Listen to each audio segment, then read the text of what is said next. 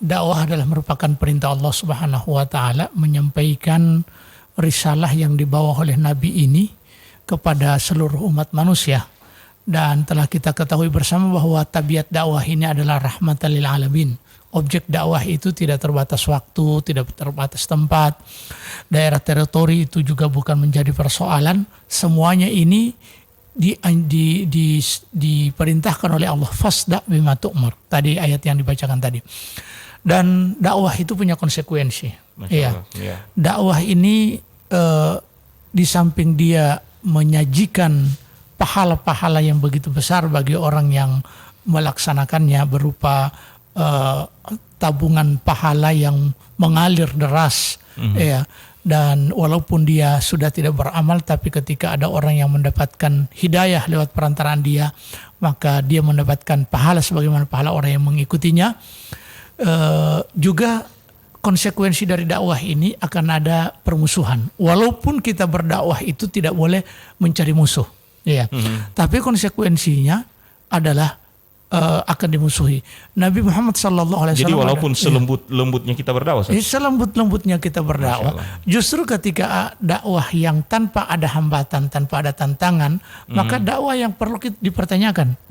Bukankah Nabi ini adalah manusia yang paling lembut, yang paling tahu tentang perasaan orang, yang paling uslub gaya berdakwahnya adalah gaya berdakwah yang paling terterima, karena pertama dia adalah manusia yang memiliki akhlak yang sempurna, kemudian juga dinaungi oleh wahyu, manusia pilihan Allah, tapi ternyata bahkan disenangi.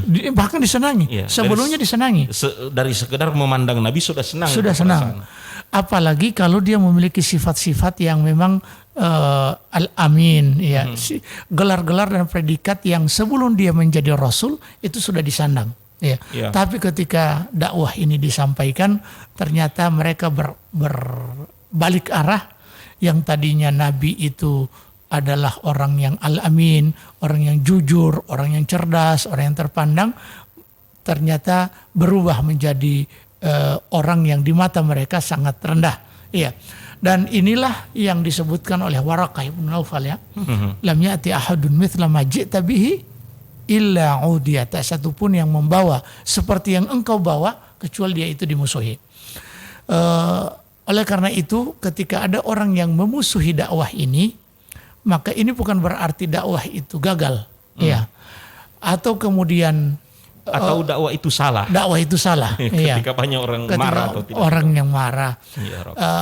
Walaupun tidak bisa dipungkiri dalam medan dakwah ada orang-orang yang justru para dai yang mencemarkan nama dakwah itu sendiri, dengan cara dan uslub yang keliru.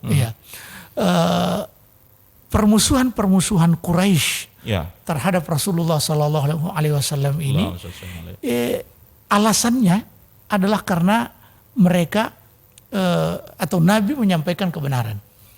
Itulah persoalan yang menyebabkan